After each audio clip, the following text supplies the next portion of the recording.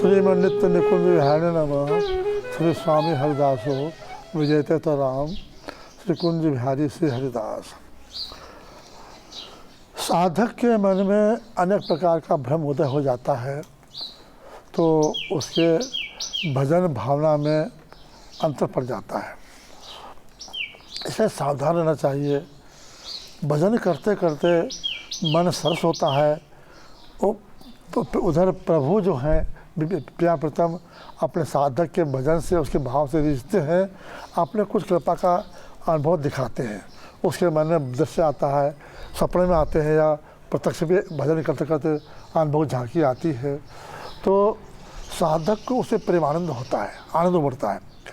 उस आनंद को वो संभाल सकता नहीं कमजोरी होने से, तो उसमें उसको बाहर कहने लगता है, बाहर बताता है। ये अभिमान है, क्योंकि बाहर क्रिया होगी तो हम किसी को बताएंगे कहेंगे तो अभिमान, हम ऐसे हैं, हम ये हुआ अभिमान, तो उससे इससे अभिमान उदय होता है। इसलिए साधक को अपनी गुप्त बातों बताना चाहिए, क्योंकि प्रेम बड़ा गंभीर तत्व है, रस प्रेम रस और बड़ा गूढ़ तत्व है। वो अनन्यता चाहता है, मेरे अलावा कुछ अन्य जाने ही नहीं, अनन्यता चाहता है, वो अपनी एक रसता चाहता है। उसके अलावा अन्य भाव मिलते ही वो प्रेम वो उड़ जाता है, वहाँ से हट जाता है, कम हो जाता है, चला जाता है। इसीलिए अपने को सावधान रहना चाहिए। गुरुदेव जी पद है ध्यानदेव जी महाराज का, सुन मन आपनो प्रसंग, एक मन में सवा मन सो होती रसभंग। हे मन, तू अपना प्रसंग, अपनी बात सुन। तू नित्य कुंज बिहारी बिहारी का दास है मन, तू उनके सेवा रूप है, उनका सेवक है। उनकी नित्य सेवा करना ही तेरा स्वरूप है, वही तेरा प्रेममय स्वरूप है। पर एक मन प्रिया प्रथम एक है तो तू भी एक है, तो रस और रस का लेन देन निरंतर होता रहेगा।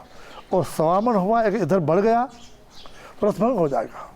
जो परस्पर रस का सेवन हो रहा है रसभंग हो जाएगा। तो ये थोड़ा भी इधर गया कि रत्ती भर भी गया तो रसभंग। एक मन में स्वामन हो भंग, फिर तो क्या है, यदि सावधान नहीं हुए हरि गुरु से प्रार्थना करके प्रभु कृपा करो, हमें जो भूल हुई अब हम ऐसा नहीं करेंगे, प्रार्थना करके दीनता से रोते हुए दीनता से चलें, अभिमान से करो, फिर वैसे भाव पर हो जाएंगे। तो सावधान नहीं हुए तो एक मन स्वभाव भय, फिर दो है भय, मन दो हो जाएगा, फिर तीन हो जाएगा मन की वृत्ति, दो है भय, 10 भय, फिर 10 हो जाएंगे, फिर 100 हो जाएंगे। तो 10 भय, 2 भय, 10 भय, पहले भय सत्संग तो हजारों हो जाएंगे, सैकड़ों हो जाएंगे, करोड़ों हो जाएंगे। फिर पर्यो तरल तमाल तृष्णा सब हला जाओगे। फिर तो जैसे तमाल भी सघन होता है ऐसे ही वो मन चंचल हो जाएगा, मन में अनेक वासना घुस जाएगी, तृष्णा, क्योंकि इधर प्रभु से इधर मुख मोड़ा कि माया घुसी, फिर काम क्रोध लोभ अभिमान दम्भ सब उसमें घुस आते हैं। तो परल तरल तमाल तृष्णा, सुख की तृष्णा आ जाती है, सब हराए अंग, वो शरीर को वो अपना हाथ देगा, शरीर को मत डालेगा। ये सावधान रहे।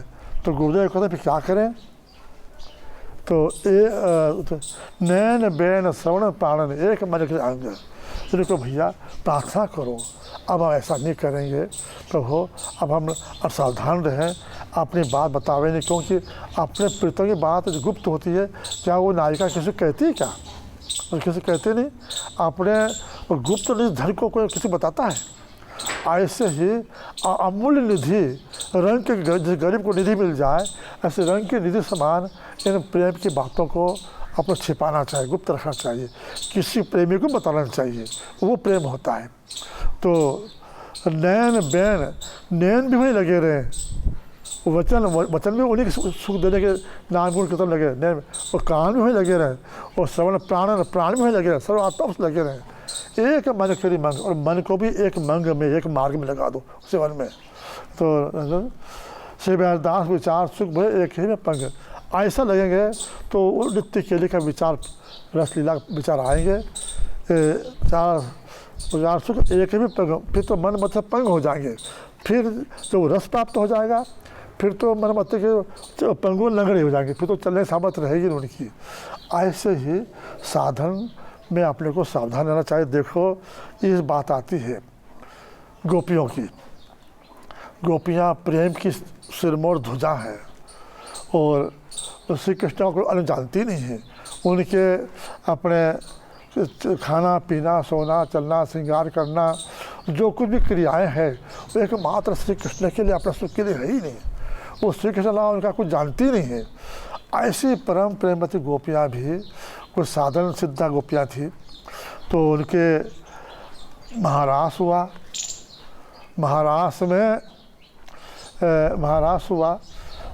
अद्भुत नृत्य गान रस का उल्लास हुआ, उमड़ा।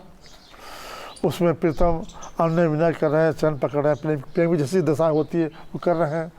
अब आनंद मत हो गई। उस आनंद मत में उन गोपियों को अभिमान आ गया। अभिमान कि हमारे समान कौन सौभाग्यवती, हम त्रिलोक में धन्य हैं। ये सौभाग्य मद आया। तो मद आते ही देखो इष्ट और प्रेमी और इष्ट और प्रेमी में वो रस का आस्वादन निरंतर होता रहता है। आस्वादन में जहाँ अभिमान आया तो दृष्टि उसी संसार तक घूमी, इष्ट से इष्ट को पीठ दे दिया। तो फिर क्या हुआ, वो रसभंग होया, वो संसार रसभंग होया। तो ये देखते ही भगवान कृष्ण देखा, अरे तो मेरी प्रेमवती गोपी है, इनको ये कैसा हुआ रसभंग। तो तब वे एकदम आदर्श हो गए। आदर्श होते ही उनका सब अभिमान दूर हो गया और वे अति वीरा व्याकुल हो गई। फिर तब छोड़ चले गए, तो हमारे प्रेम कमी हुई, तब चले गए, व्याकुल हो गई। और फिर वो पूरी गोपी गीत गाया, वीरक हुई, तो खोजा, सब कुछ करते अंत में फिर आकर के वो उसी पुलिन में आकर के फिर गोपी गीत उनको गीत गाने लगी, उनको पुकारने लगी। भगवान श्री कृष्ण प्रकट हो गए, वो सब निपट गए उनको।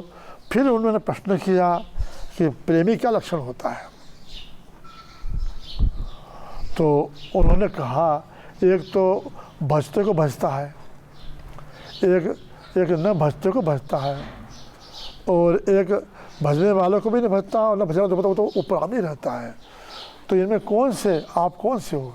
तो उन्होंने भगवान बोला मैं इसमें तीनों नहीं हूँ। जो भजते को भजता है वो तो स्वार्थी होता है, और बिना भजते को भजते हैं वे माता पिता गुरुजन होते हैं।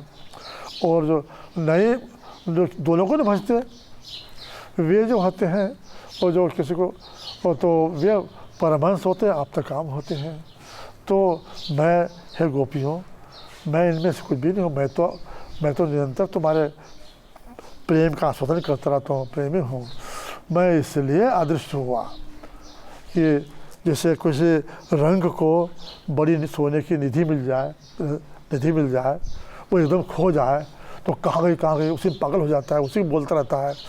ऐसे चित्त पर उसी में लग जाती है। ऐसे जो तुम्हें इतनी निधि मिली थी, मैं मिला था और मैं एकदम अदृश्य हो गया, तो तुम अति विरह आ गई, तुम्हारे चित्त प्रति निरंतर मुझ में लग गई, अन्य रहा ही नहीं। इसी के लिए मैं अदृश्य हुआ था।